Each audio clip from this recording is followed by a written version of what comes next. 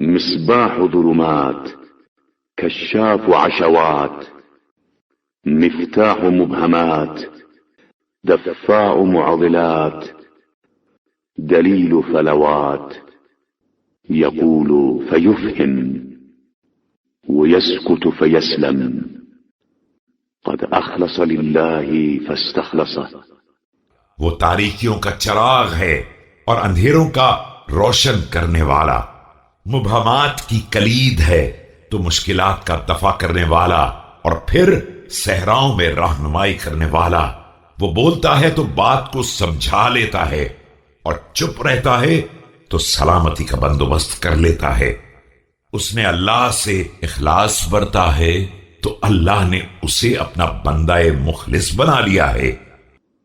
فهو من معادن دينه وأوتاد أرضه قد ألزم نفسه العدل فكان أول عدله نفي الهوى عن نفسه يصف الحق ويعمل به۔ اب وہ دین خدا کا معدن ہے اور زمین خدا کا رکن اعظم۔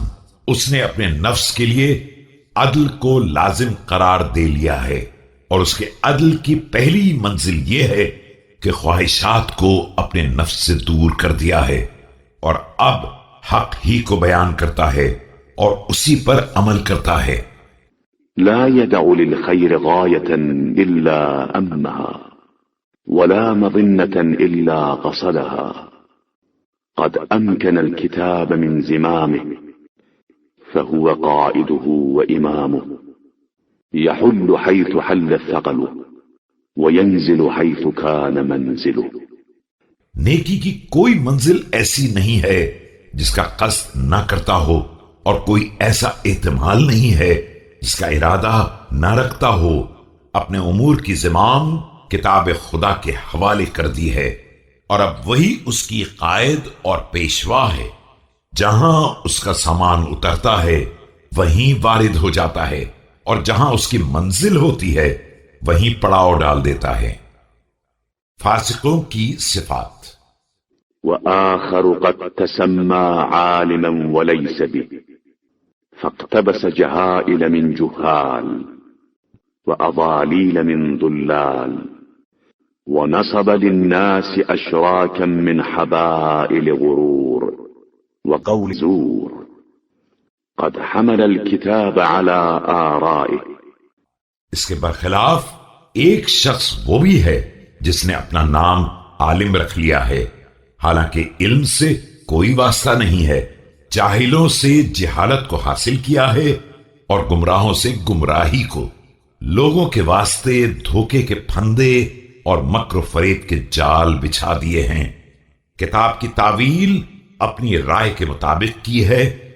وأطف الحق على أهوائه يؤمن الناس من العظائم ويهون كبير الجرائم يقول أقف عند الشبهات وفيها وقع ويقول أعتزل البدع وبينها اضطجع۔ اور حق کو اپنی خواہشات کی طرف موڑ دیا ہے، لوگوں کو بڑے بڑے جرائم کی طرف سے محفوظ بناتا ہے، اور ان کے لیے گناہان کبیرہ کو بھی آسان بنا دیتا ہے۔ کہتا یہی ہے کہ میں شبہات کے مواقع پر توقف کرتا ہوں، لیکن واقعاً انہی میں گر پڑتا ہے، اور پھر کہتا ہے کہ میں بدعتوں سے الگ رہتا ہوں، حالانکہ انہی کے درمیان اٹھتا بیٹھتا ہے۔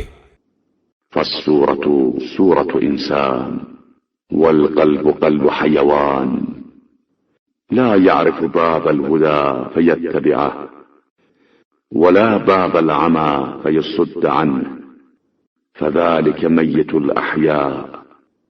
اس کی صورت انسانوں جیسی ہے، لیکن دل جانوروں جیسا ہے، نہ ہدایت کے دروازے کو پہچانتا ہے کہ اس کا اتباع کرے، اور نہ گمراہی کے راستے کو جانتا ہے کہ اس سے الگ رہے۔ یہ در حقیقت ایک چلتی پھرتی میت ہے اور کچھ نہیں۔